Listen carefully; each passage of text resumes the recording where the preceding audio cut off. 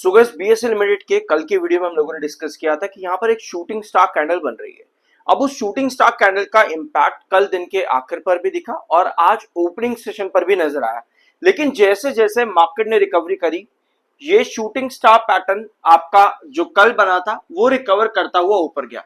हम लोगों ने पहला टारगेट रखा था 3546 का, यानी कल के सेशन से लगभग 70 से 75 पैसे की 75 रुपए की गिरावट, मतलब कि कल के प्राइस से, जहां पर कल लगभग 2 बजे के आसपास प्राइस था और जो हमारा ये जो टारगेट हमारा था वो हिट नहीं हुआ है आज के दिन।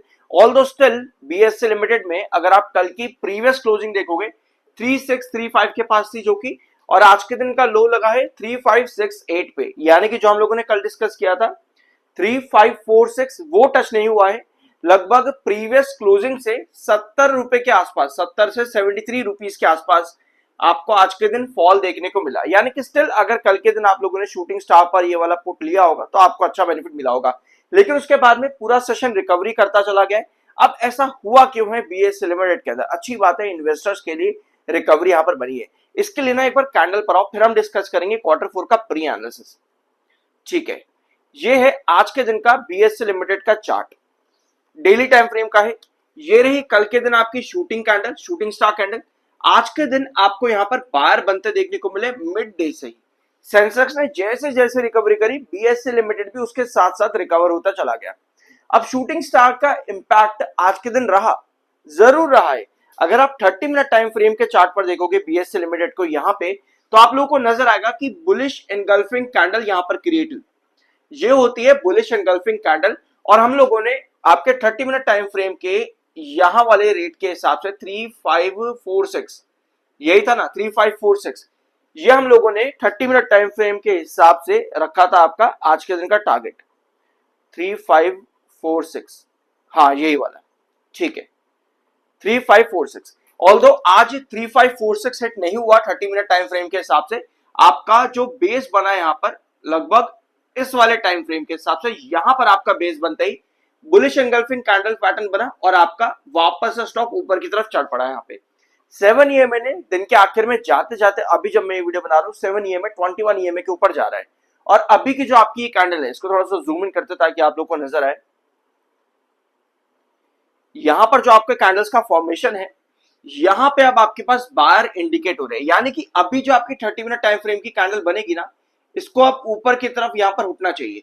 यहां 30 मिनट टाइम फ्रेम पर एक छोटा सा एक गैप है, लगभग 3625 से लेकर के 3640 के बीच में, ये एक छोटा सा गैप यहां पर बना हुआ है। मुझे लगता है कि इस गैप को फिल अगर करने के लिए जाता है बीएससी लिमिटेड, थोड़ा सा यहां पर प्रेशर बनाएगा कमिंग सेशन के अंदर, फिर से थोड़ा सा साइडवेज के अंदर यहां पर चल सकता है 30 मिनट टाइम फ्रेम के अंदर। तो आज के दिन बुलिश एंगल्फिंग कैंडल पैटर्न यहां पर जैसे ही बना, मिड डे के अंदर ही आपको यहीं से ही रिकवरी देखने को मिल गई बीएसएल लिमिटेड के अंदर। ऑल्दो कल के दिन जब हमने डिस्कस किया था तब इसका प्राइस लगभग 3635 के आसपास ही था, 3635 के आसपास था। वहां पर हमने डिस्कस किया था कि शूटिंग स्टार बन रहा है तो यहां से फॉल बनेगा। तो जिन्होंने भी यहां पर अच्छा खासा डिसीजन लिया होगा उस समय, उनको बेनिफिट तो डेफिनेटली मिला ही है। बाकी इन्वेस्टर्स पर्सपेक्टिव से आज रिकवरी भी वापस से हो रही है बीएससी लिमिटेड में, तो दोनों का ही फायदा यहां पर हुआ है, दोनों का ही बेनिफिट है। फॉल में भी फायदा मिल गया और वापस जो रिकवरी बनी उसका भी बेनिफिट यहां पर मिल ही गया है आज के दिन के अंदर, ठीक है। और अगर हम लॉन्ग टर्म चार्ट पर देखें तो आप लोगों को यहां पर एक साइडवेज पैटर्न एंड देन फिर परपेंडिकुलर ब्रेकआउट कहानी यहां पर चली है अभी तक बीएससी लिमिटेड के अंदर। अब आते हैं कि क्या पॉसिबिलिटीज है कंपनी के रिजल्ट्स को लेकर के, ठीक है। उसके पहले एक बार यहां पर देख लेते हैं बायर सेलर कितने हैं। 1,80,000 इस समय सेलर है, 1,56,000 बायर है, तो बायर और सेलर का डिफरेंस भी यहां पर काफी कम हो चुका है। 85.4 पर आपका एमएफआई है, 72.5 पर आपका आरसीआई है, दोनों टेक्निकल बेरिश है। अब आते हैं पॉसिबिलिटीज के ऊपर। आप लोगों ने आज के दिन Q4 के रिजल्ट्स देखे होंगे, सॉरी कल के दिन आए थे, कल रात को आए थे 9:30 बजे वारी एनर्जीज के Q4 के रिजल्ट्स। मार्जिन में कमी देखने को मिली। अब ये मार्जिन एक्चुअली में होते क्या है, ओपीएम मार्जिन परसेंटेज, कंपनी का ग्रोथ परसेंटेज क्या है, ये सब मिला करके एबिडा, ये सब मिला करके कंपनी के मार्जिन डिसाइड होते हैं। कितना रिवेन्यू कंपनी दे रही है उसके हिसाब से मार्जिन कंपनी के डिसाइड होते हैं। इनकम, रिवेन्यू, मार्जिन कंपनी के बताती है। अब वारी एनर्जीज में आपको एक डिवास्टेशन देखने को मिला, लगभग 10% से ज्यादा की गिरावट सेशन के अगले दिन ही के अंदर, मतलब रिजल्ट्स कंपनी ने कल अनाउंस करे और आज ही आपको गिरावट देखने को मिली 10% से ज्यादा की। ऑल्दो डबल टॉप पैटर्न वगैरह वगैरह हम लोगों ने डिस्कस उसको कर लिया है। अब बीएससी लिमिटेड में क्या पॉसिबिलिटीज है क्वार्टर फोर में, देखो यहां पर दिसंबर में कंपनी का 62% रिवेन्यू ग्रोथ था एनुअल बेसिस पर, ठीक है, मतलब 768 से कंपनी ने 62% का ग्रोथ दिया तो कंपनी 1244 करोड़ के रेवेन्यू पर आई। अब मार्च 25 में कंपनी का रेवेन्यू 847 करोड़ का था, ठीक है, यानी कंपनी को 62% जो है ना, इसका 62% आप निकालो कितना होगा, 847 का 62% जब आप ऐड करोगे इसके अंदर जो भी अमाउंट निकलेगा वो कंपनी का रिवेन्यू हमको चाहिए उसके ऊपर, यानी कि 62% 847 का जो भी निकलेगा नंबर उसको आप 847 में ऐड करोगे, उतना हमें कंपनी का रिवेन्यू चाहिए होगा ताकि क्वार्टर क्वार्टर बेसिस पर कंपनी वो 62% का ग्रोथ दे सके।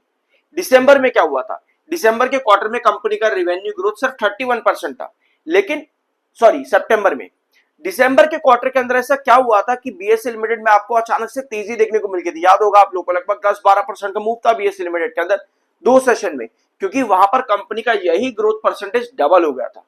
क्या होता है ना कि जब भी कोई कंपनी अचानक से एक्सटेंसिव परफॉर्मेंस करने लग जाती है, एक अच्छा परफॉर्मेंस कंपनी करती है, तो वहां पर चैलेंजेस भी बढ़ जाते हैं। वारी एनर्जीज में भी कल के दिन यही हुआ, कंपनी ने दिसंबर के अंदर 119% का रिवेन्यू ग्रोथ दिया, तो वो एक चैलेंज कंपनी के लिए वहां पर बन गया। प्रॉफिट में भी 158% का ग्रोथ था दिसंबर में, तो कल के क्वार्टर के लिए वो एक चैलेंज बना जिसकी वजह से कंपनी के मार्जिन जो है वो ड्रॉप कर गए। ऑल्दो रिजल्ट्स बुरे नहीं है, रिजल्ट्स अच्छे ही होते हैं और इस तरह के रिजल्ट्स कंपनी की फंडामेंटल हेल्थ को भी बढ़ाते हैं, लेकिन इन शॉर्ट टर्म आपको गिरावट देखने को मिल जाती है। ये वारी एनर्जीज में कल के दिन हुआ है, तो यही चीज हमको बीएससी लिमिटेड के अंदर नहीं चाहिए।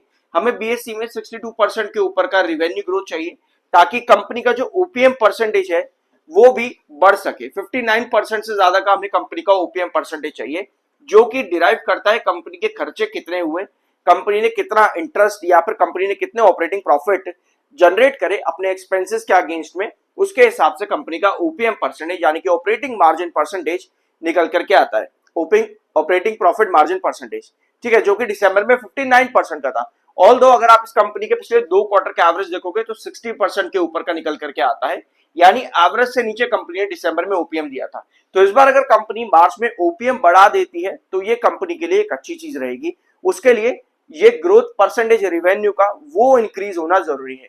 तो अगर मैं एक रफली यहां पर निकालूं 847 का 62% कितना हो जाएगा, सो एक बार कैलकुलेट करने की कोशिश करते हैं इसे, ये भी बाकी आप अपना कैलकुलेट कर लेना, ये मैं रफ कैलकुलेशन यहां पर कर रहा हूं अभी।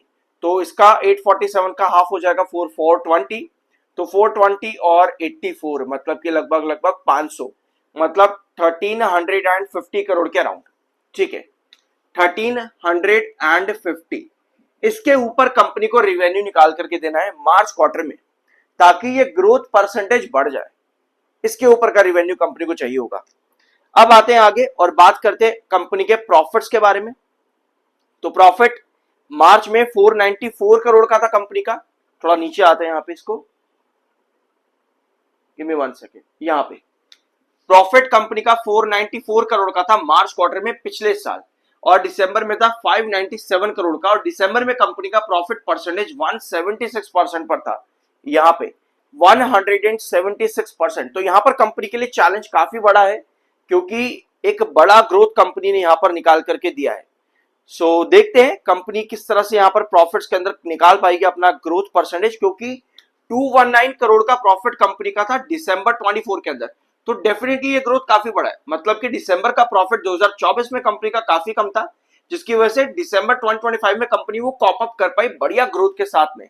बट ऑलरेडी अगर आप मार्च 2025 का कंपनी का प्रॉफिट देखोगे जो कि 494 करोड़ पर नजर आता है, ये रहा 494 करोड़, तो कंपनी को 176% का ग्रोथ निकालने के लिए कितना बड़ा प्रॉफिट देना पड़ेगा, 1000 करोड़ के भी ऊपर का प्रॉफिट कंपनी को देना पड़ेगा यहां पर, ताकि कंपनी 176% का ग्रोथ निकाल पाए प्रॉफिट्स के अंदर। तो ये चैलेंजिंग क्वार्टर रहेगा बीएससी लिमिटेड के लिए बहुत ज्यादा इस क्वार्टर 4 के लिए, ठीक है। ऑल्दो कंपनी बेंचमार्क्स क्रिएट जरूर करेगी, बट चैलेंजिंग क्वार्टर ये कंपनी का रहने वाला है बीएससी लिमिटेड का क्वार्टर 4। बाकी आपका क्या ओपिनियन है, अपना ओपिनियन आप चाहो तो कमेंट बॉक्स में शेयर कर सकते हो। सो ये था आज का वीडियो बीएससी लिमिटेड से रिलेटेड, होप कि कुछ नया जानने को यहाँ पर आपको मिला हो। सब्सक्राइब जरूर करना और अगर कुछ नया सीखा है तो कमेंट बॉक्स में यस जरूर लिखना। मिलता अगले वीडियो में।